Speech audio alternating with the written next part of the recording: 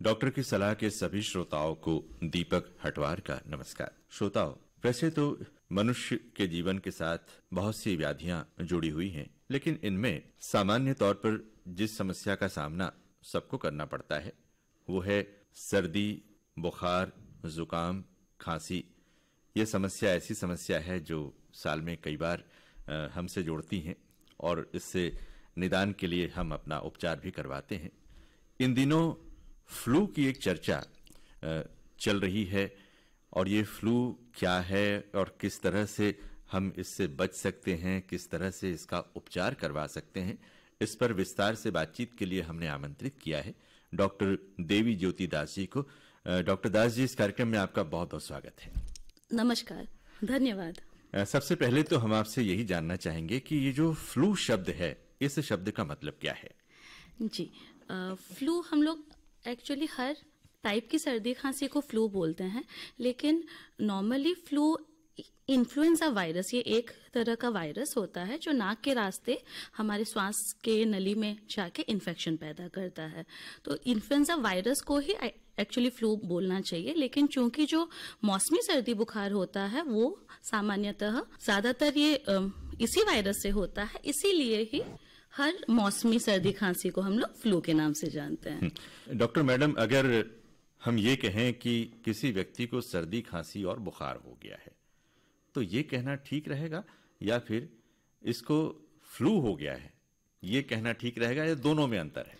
दोनों में अंतर है। एक्चुअली उसको हम लोग मौसमी बुखार या मौसमी सर्दी कहें तो वो ज्यादा सटीक होगा, क्योंकि जरूरी नहीं है कि वो इन्फ्लुएंजा वायरस से हो सकता है कि वो एडेनो वायरस हो, राइनो वायरस हो, बहुत सारे वायरसेस होते हैं, बहुत सारे बैक्टीरियाज होते हैं जो इस तरह के मौसमी सिम्टम्स पैदा करते हैं। तो उनको मौसमी बुखार या मौसमी सर्दी कहना ज्यादा सही रहेगा। और इसके लक्षण वही हैं जो आपने अभी बताए हैं, सर्दी, खांसी, बुखार, फ्लू के। जी, फ्लू मतलब इन्फ्लुएंजा वायरस एक्चुअली तरह तरह के होते हैं, जैसे ABCD होता है, तो हर कोई थोड़ा थोड़ा अलग अलग सिम्टम्स पैदा करते हैं।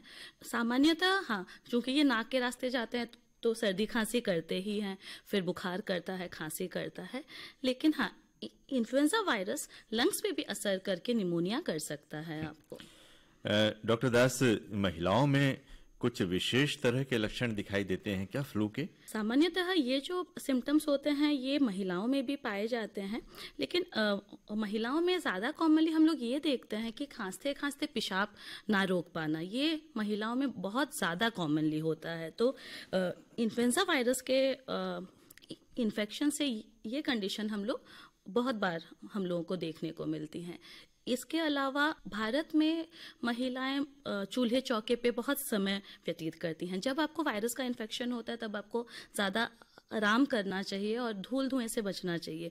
वो चीज हमारे भारत में महिलाएं नहीं कर पाती हैं, जिसकी वजह से उनको ज्यादा दिक्कतों का सामना करना पड़ता है। बच्चों में इस फ्लू का असर किस तरह का होता है? बच्चों में स्पेसिफिक अगर ये सर्दी खांसी बुखार के अलावा हम लोग जाएं तो उनमें दस्त बहुत कॉमन होता है, उल्टियां होती हैं, पतली लेट्रिन होती है। बच्चे चूंकि बलगम निकाल नहीं पाते, वो उस बलगम को निगल लेते हैं और वो लेट्रिन के रास्ते निकलती है। दूसरी चीज ये रहती है कि बच्चों में आंखों में लालपन, आंखों में खुजली भी बहुत ज्यादा हम लोगों को देखने को मिलती है।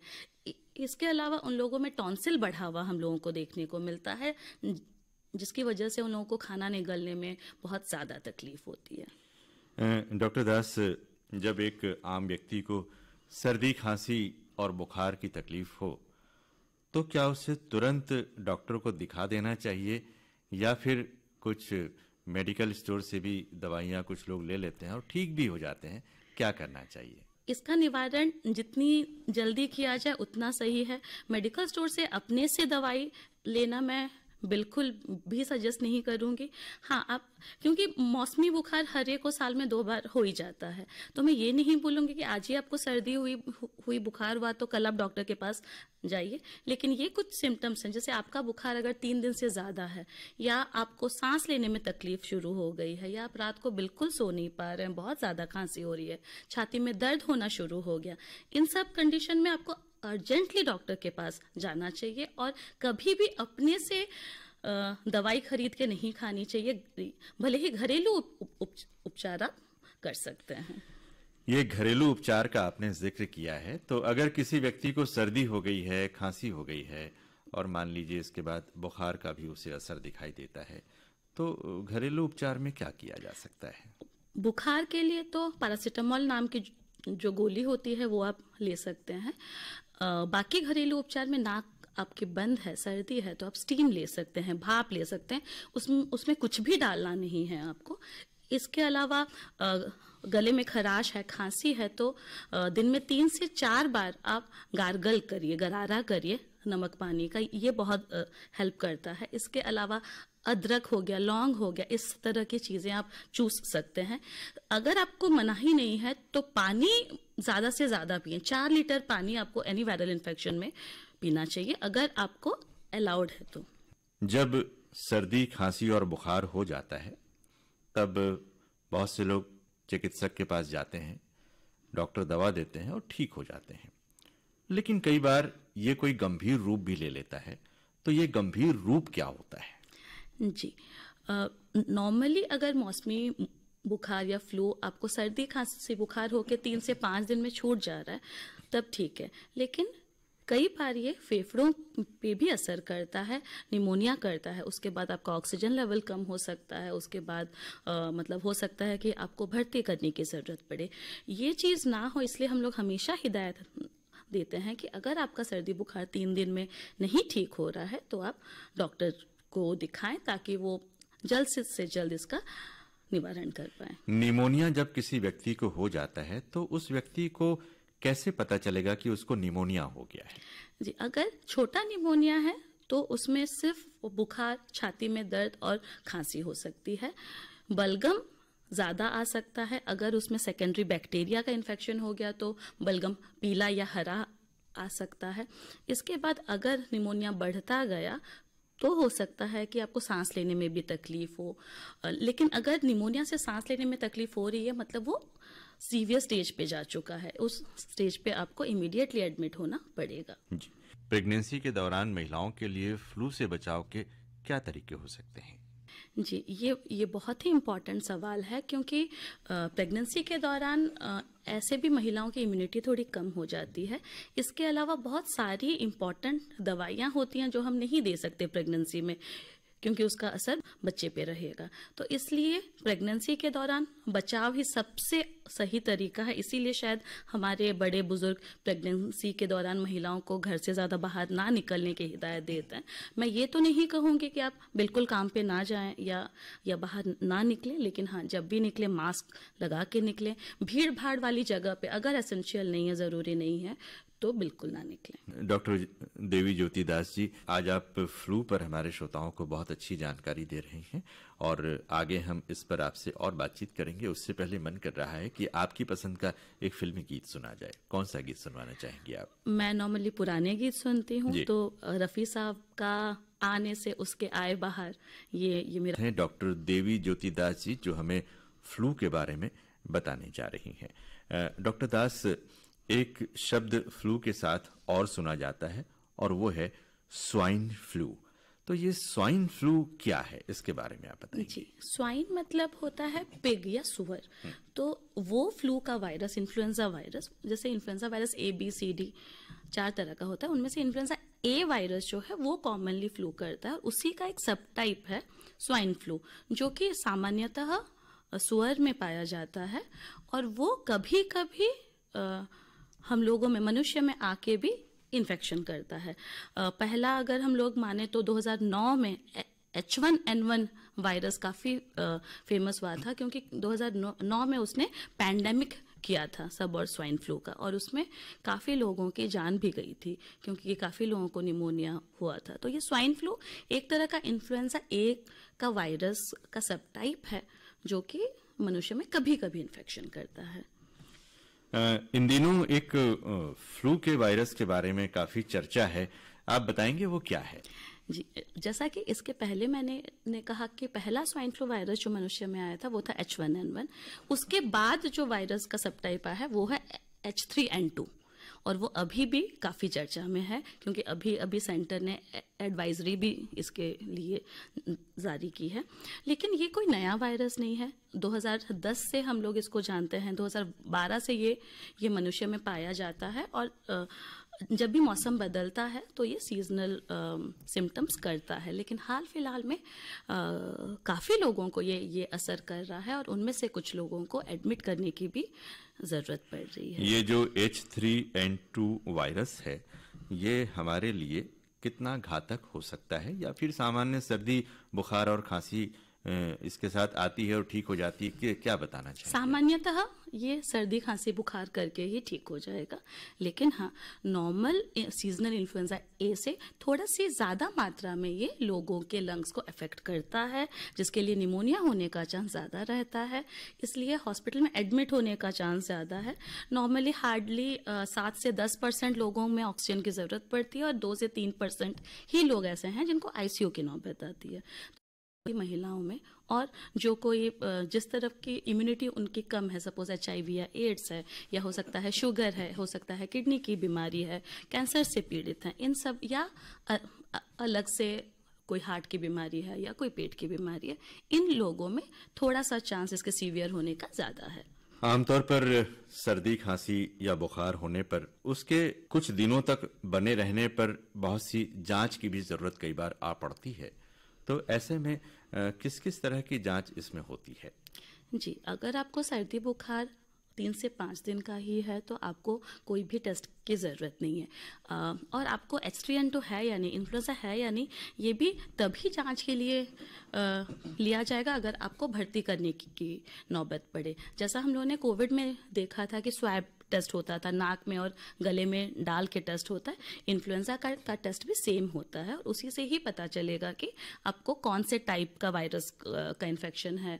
तो लेकिन ये तभी करना है अगर आपको हॉस्पिटल में एडमिट होना पड़ा। अगर आपको सिर्फ सर्दी बुखार है तो आप ये मत सोचिए कि लैब जाके या डॉक्टर के पास जाके कि हमारा H3N2 का टेस्ट करा दीजिए, क्योंकि मोस्टली केसेस में आपको सिर्फ 2-3 दवाइयों से ही आप ठीक हो जाएंगे, उसमें हमें कोई ज़रूरत नहीं है। डॉक्टर दास, कुछ लोगों को हमने देखा है कि अक्सर साल में कई बार उनको बुखार आता है और वो ठीक भी हो जाता है, तो जिनको साल में कई बार बुखार आता है, क्या उन्हें किसी विशेष तरह की जांच की जरूरत पड़ती है? एक होता है हम लोगों को हरारत होती है, एक होता है बुखार आना। बहुत सारे लोगों को हर मौसमी जब भी उनको सिम्टम्स आते हैं तब उनको हरारत होती है, वो आम बात है। लेकिन हर बार अगर साल में 2 से 3 बार से ज़्यादा आपको बुखार आ रहा है तो आपको अपनी जांच करानी है। हो सकता है कि आपकी किसी कारण से इम्यूनिटी कम हो, इसलिए आपको बार बार इन्फेक्शन हो रहा है, तो ये आपको जांच कराना चाहिए कि आपको क्या है अंडरलाइंग बीमारी जिसकी वजह से इन्फेक्शन ज़्यादा हो रहा है। उसे किस तरह की क्या जांच करवानी पड़ती होगी इसके लिए? आप डॉक्टर के पास जाइए, डॉक्टर आपकी शुगर की जांच करेंगे, CBC जो हम हीमोग्राम बोलते हैं, उसमें भी हम लोगों को पता चलता है कि आप में अगर किसी टाइप की इम्यूनिटी कम है। अगर हो सकता है कि आपके एक्सरे में आपके फेफड़े में छोटे छोटे गड्ढे हों, उसमें भी आपको बार बार इन्फेक्शन होने का चांस होता है। हो सकता है कि आपको कोई कंजेनाइटल मतलब बचपन से ही पैदाइशी कोई ऐसी बीमारी हो जिसकी वजह से आपकी इम्यूनिटी कम है। इस तरह की कई बीमारियां हैं जिसमें कि हमें बार बार इन्फेक्शन होता है। एक चीज और लोगों में देखी गई है कि कुछ लोगों की नाक अक्सर बहती रहती है और वो सोचते हैं कि ये तो हमेशा होते ही रहता है, इसको अब क्या करें, और वो उसी के साथ जीवन को जीते हैं। क्या कहना चाहिए ऐसे लोगों के बारे में? उसका इलाज कराना अत्यंत आवश्यक है। हम लोग नॉर्मली सोचते हैं सर्दी ही तो है, बहुत सारे ऐसे लोग होते हैं जिनको हर महीने सर्दी होती है, लेकिन वो लोग बोलते हैं ठीक है सर्दी, गोली खा ली ठीक हो गए, लेकिन ये बिल्कुल भी सही रवैया नहीं है। अगर आपको साल में 2 बार से अधिक सर्दी हो रही है तो आपको इसका जांच कराना चाहिए। हो सकता है कि आपको साइनसाइटिस हो सकता है कि आपको एलर्जिक राइनाइटिस हो। इसका सीधा सीधा इलाज है जिससे आपको भी तकलीफ नहीं होगी, क्योंकि आपको अगर बार बार इन्फेक्शन है आपको भी उतनी ही तकलीफ हो रही है और आप अपने आस पड़ोस वालों को भी उतना ही इन्फेक्शन दे रहे हैं। तो इस चीज़ से बचना बेहद ज़रूरी है, और अगर ये चीज़ बार बार हो सकती है तो आप आगे चल के आप में दमा होने का या ब्रोंकिएक्टिसिस बोलते हैं, ये सब बीमारी होने का खतरा भी ज़्यादा रहता है। डॉक्टर दास, आपसे फ्लू के बारे में, सर्दी बुखार के बारे में आगे और हम बातचीत करेंगे। अब उससे पहले हम चाहेंगे कि आपकी पसंद का एक और गाना सुनवा दिया जाए। जी, मुकेश जी का कोई भी गाना आप चला सकते हैं, स्पेशली अगर आनंद कार्यक्रम में जो हमें फ्लू के बारे में बता रही हैं। डॉक्टर दास, सर्दी, खांसी, बुखार कोई भी व्यक्ति नहीं चाहता कि कभी भी उसे हो, लेकिन हो जाते हैं हम इसके शिकार। अगर हम अपनी दैनिक दिनचर्या की बात करें तो हमें किन किन बातों का ध्यान रखना चाहिए जिससे कि सर्दी न हो, और अगर सर्दी नहीं होती तो खांसी भी नहीं होगी और बुखार भी नहीं होगा? कुछ बताना चाहेंगी आप? जी, हमेशा बचाव इलाज से बेहतर होता है, तो अगर हमें ना हो वही सबसे अच्छी चीज़ होती है। इसके लिए हम सबको पौष्टिक आहार लेना चाहिए, ज़्यादा से ज़्यादा साग भाजी ये सब हम लोगों को खाने में इंक्लूड करना चाहिए। स्पेशली आजकल के बच्चों को हम लोग देखते हैं, उन लोगों को जंक फूड, बाहर का खाना ज़्यादा पसंद है, घर की दाल सब्जियाँ कम पसंद है। तो इसके लिए हम ये कर सकते हैं कि एकदम बचपन से ही उनको घर का खाना ही खिलाया जाए। हम लोग भी बाहर जाके खाने के अपने जो टेंडेंसी है उसको कम करें, ताकि बच्चे भी हमसे ना सीखें। अगर आपको मनाही नहीं है, जैसे आपको कोई किडनी की बीमारी या हार्ट की बीमारी नहीं है जिसमें कि पानी में लिमिट रखा जाता है, अगर आपको नहीं है तो आप ज़्यादा से ज़्यादा पानी का सेवन करें। 3 से 4 लीटर पानी आपको रोज़ पीना चाहिए। इसके अलावा इन्फ्लुएंजा से बचने के लिए जो हमारे पास बहुत अच्छा बचाव का तरीका है वो है वैक्सीन का। इन्फ्लुएंजा का वैक्सीन सदर्न हेमिस्फीयर और नॉर्दर्न हेमिस्फीयर के 2 तरह के वैक्सीन होते हैं, लेकिन दोनों को मिला के वैक्सीन हर साल नई बनाई जाती है, क्योंकि ये सब वायरस साल दर साल चेंज होते जाते हैं, इनमें वेरिएशन आता जाता है। तो हर साल नई वैक्सीन बनाई जाती है और 6 माह से ऊपर कोई भी बच्चा या व्यक्ति ये वैक्सीन साल में एक बार ले सकता है। स्पेशली अगर आपको कोई भी और कोमोर्बिडिटी है, मतलब और कोई बीमारी है, तब आपको बिल्कुल इसको लेना चाहिए। आपने इन्फ्लुएंजा के वैक्सीन का जिक्र किया है, तो हम आपसे जानना चाहेंगे कि वर्तमान में लोगों में वैक्सीन को लेकर आपको क्या जागरूकता दिखाई दे रही है? क्या बहुत सारे लोग वैक्सीन लगवा रहे हैं इन्फ्लुएंजा का, या फिर तबीयत बिगड़ती है और इलाज करके ठीक हो जाते हैं और फिर जीवन चलते रहता है? जी, भारत में स्पेशली वैक्सीन, एडल्ट वैक्सीन, बड़े लोगों में अगर हम लोग वैक्सीन की बात करें तो अभी तक ज़्यादा अवेयरनेस थी नहीं। कोविड के बाद हम लोगों ने देखा कि बड़े व्यक्तियों ने भी वैक्सीन लगाना चालू किया कोविड का। बच्चों को लेकिन हम लोग सबको ही वैक्सीन लगाते ही हैं, जो सरकार का नियम है। लेकिन कोविड के बाद ये भी देखा जा रहा है कि लोग अपने स्वास्थ्य को लेके भी थोड़े से ज़्यादा जागरूक हो गए। पहले हमारे पास लोग आते थे जब उनको बाहर जाना होता था, तब वो इन्फ्लुएंजा का या फ्लू शॉट्स लगाने आते थे। अब लेकिन उन लोगों को जैसे हम लोग समझाते हैं तो वो लोग साल में एक बार वैक्सीन ले रहे हैं, क्योंकि इससे क्या होता है कि आपको सीवियर बीमारी, निमोनिया होने का चांस, ऑक्सीजन की ज़रूरत पड़ने का चांस बहुत कम हो जाता है। और एक इम्पॉर्टेंट चीज़ मैं बोलना चाहूँगी कि अगर आपको सर्दी खांसी है या आपके घर में किसी को है, उस समय आप ये शॉट ना लगाएं। ये हमेशा स्टेबल कंडीशन में लगाई जाती है। तो क्या आम लोगों को इस इन्फ्लुएंजा का वैक्सीन लगवा लेना चाहिए? जी, एस्पेशली अगर आपको कोई भी और कोमोर्बिडिटी है, शुगर, बीपी आजकल हम लोग देखते हैं स्पेशली हर एक को होती है, तो उन सब कंडीशन में अगर आपको सांस की कोई बीमारी है, दमा है, बच्चों में भी 5 साल तक के बच्चों को आपको हर साल एक बार टीकाकरण करवाना चाहिए। तो इस वैक्सीन के लिए लोगों को क्या किसी प्राइवेट चिकित्सक के पास जाना होगा या सरकारी अस्पताल जाना होगा? कहाँ जाना होगा? अभी सरकार में फ्री में ये वैक्सीन अवेलेबल नहीं है, लेकिन आप सरकारी डॉक्टरों के पास जाके उनसे सलाह ले सकते हैं और सरकारी हॉस्पिटल में भी खरीद के आप इसको लगवा सकते हैं। और प्राइवेट मेडिकल स्टोर में ये आसानी से मिल जाती है? हाँ, लेकिन मैं ये सजेस्ट करूंगी कि हमेशा डॉक्टर के पास जाके आप लगाएं। अगर बच्चों को लगवाना है तो बच्चे के डॉक्टर के पास जाके, बड़ों को लगवाना है तो कोई छाती रोग विशेषज्ञ या कोई मेडिसिन स्पेशलिस्ट के पास जाके लगवाएं, क्योंकि ये वैक्सीन सही तरीके से ट्रांसपोर्ट होना बहुत ज़रूरी है, जिसमें कोल्ड चेन मेंटेनेंस होता है।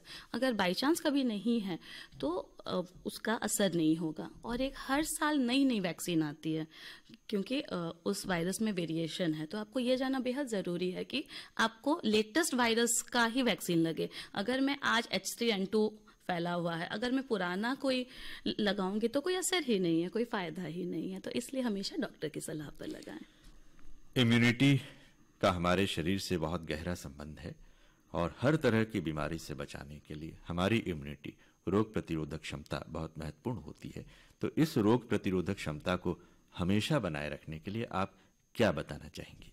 मैं हमेशा घरेलू नुस्खे जो हमारे होते हैं, आप हमेशा अगर सिर्फ आप पौष्टिक आहार रोज खाएं और व्यायाम करें, हमारा जो योगा है, अनुलोम विलोम, इस तरह के जो ब्रीदिंग एक्सरसाइजेस हैं, ये सब अगर आप करेंगे तो आपको ना ही किसी मल्टीविटामिन की ज़रूरत है, ना ही किसी बाहरी दवाई की ज़रूरत रहेगी और आप हमेशा फिट रहेंगे।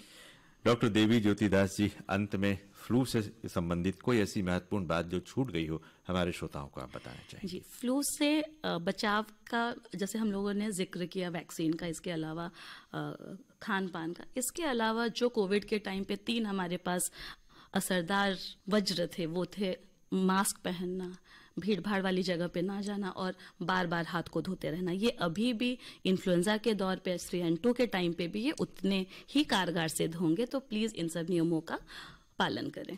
डॉक्टर देवी ज्योति दास जी, आज आपने फ्लू के बारे में हमारे श्रोताओं को बहुत विस्तार से जानकारी दी।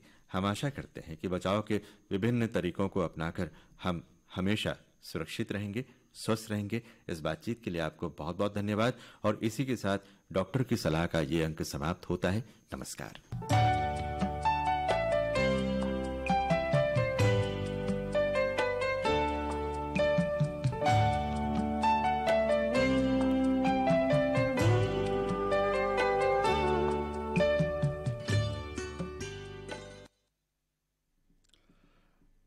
समन्वित कार्यक्रम डॉक्टर की सलाह में अभी आपने सुनी फ्लू, कारण, लक्षण और उपचार पर डॉक्टर देवी ज्योति दास से दीपक हटवार की बातचीत।